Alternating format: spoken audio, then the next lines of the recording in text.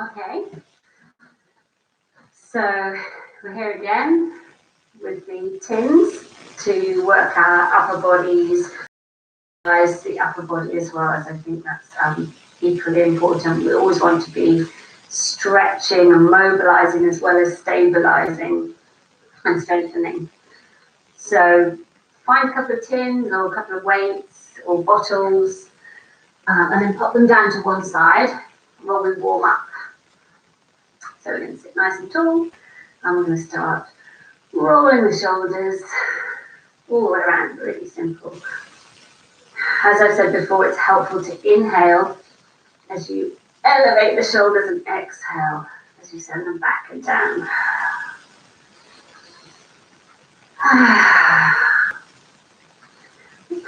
I'm letting my upper body move a little bit. So do let your chest cave in a bit to help you push the shoulders forward, and then lift the chest as the shoulders go back and down. We'll do a few more.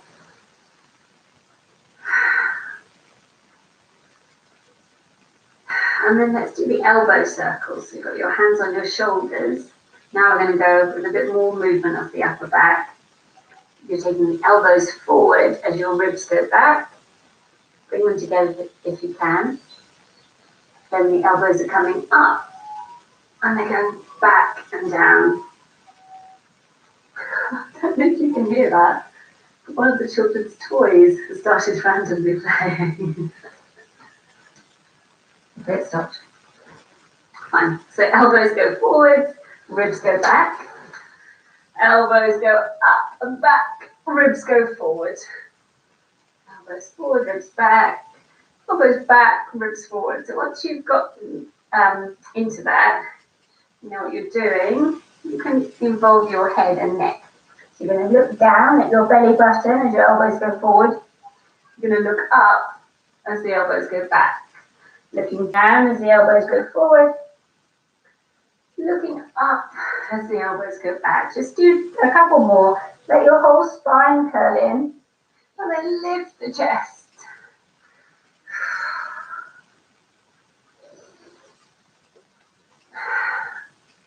Okay, so warmed up a bit. We're going to pick up the weights now. And now, probably even more important when we're trying to engage muscles. As I said to you before, if you're here, your shoulder muscles and neck muscles aren't going to work in the same way as if you're here.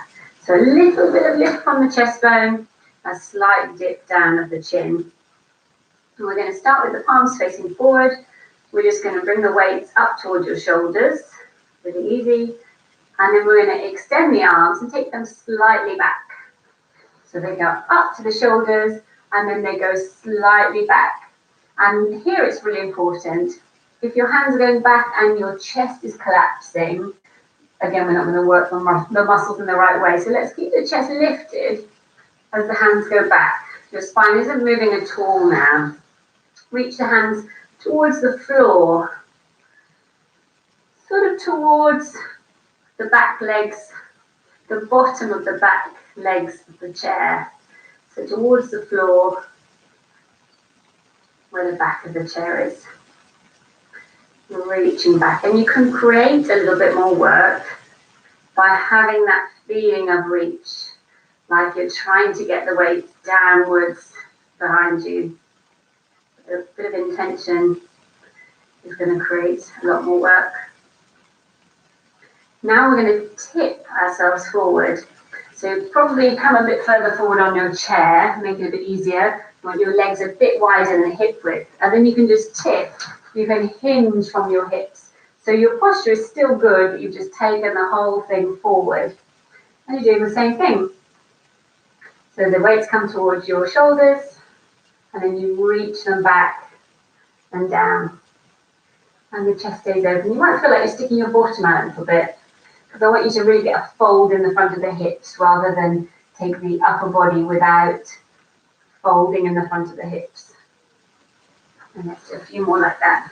So the tipping forward just puts a little bit more work through the triceps, the back of the upper arms. And a little bit more through the deep back extensors. The chest is forward still, sticking our bottoms out. We'll do a few more, and then we're going to keep the hands just back there. Shoulders are away from the ears, chest is forward, and we're going to pulse the arms back. I'm going to show you from the side because it will be, I think, quite tempting to go like this. Chest out, the back of the neck still long, reaching the weights away. You should feel the back of your arms. And then we can relax for a moment. Now we're going to have the palms facing the ceiling, elbows tucked in, and we're going to start nice and simple with our rotator cuff exercises, taking the weights back, pausing back there, and then bringing them forward. And I know I keep saying it, but just a little bit of lift from the chest, a little dip from the chin, so everything's well organized. Okay, so now we're going to stop out here. We're going to reach the weights to the sides with the palms down, and as you do that, I want you to feel like I can still see the weights in my corner of my eye, but you're trying to get them as far away from you as possible. I think you're trying to reach them out that way. Reach, reach, reach, and then you're going to turn your palms up and tuck the elbows back in. We turn the palms down and we reach really wide. Turn them up, elbows touch the ribs. As your elbows come in, you don't want your hands going forward, you want your hands back. So reach wide, wide, wide, wide. And then elbows to the ribs, hands pushing back. Palms down, reach wide. Elbows come in, weights back. Palms down wide, and we want to be wide so the shoulder blades aren't retracted like this. They're really wide on your back. And then palms up, elbows in. And this is quite tiring if you put some effort into it. Reach, elbows in. One more. Okay, and then just a few little pulses. Hands back, but the elbows are staying forward on the sides of the ribs. Okay, and then we're going to have the weights down by our sides. Imagine they're really heavy now. They're not pulling the spine down though, the spine is staying up. Just the chin is going to go down to the center of the chest. Then you're going to take the crown of the head slightly to one side. You're going to be drawing a semicircle with the crown of the head as it comes down in the middle and then up to one side. So the chin stays pointing to the center of the chest the whole time. Very slow, smooth semicircle of the crown of the head. Imagine your weights are really heavy here, so there's a downward pull through the arms. And you can stop anywhere that you feel it's quite a strong stretch. So anywhere within that movement that feels a little bit tighter, you might just want to stay for a moment. It's here, so I'm going to stay here. Take a couple of breaths. And then bring your chin back to the center when you're finished. And let's float the head up there. And then we're going to put the weights. Actually, let's do one more with the weights. Let's do one more. Okay. We're going to reach the arms forward, palms down, and then we're going to pull the elbows back. Arms forward, palms down, pull the elbows back. So keeping good posture. Again, there might be a tendency to do a bit of this. We don't want that. We want the back of the neck long and just the elbows pulling back. The elbows pulling back. Then we're going to change it. So now we're going to go forward and we're going to pull back here. Forward, making right angles at the elbows. And taking them back. You'll find they won't go very far back. But they might go just out of your peripheral vision now.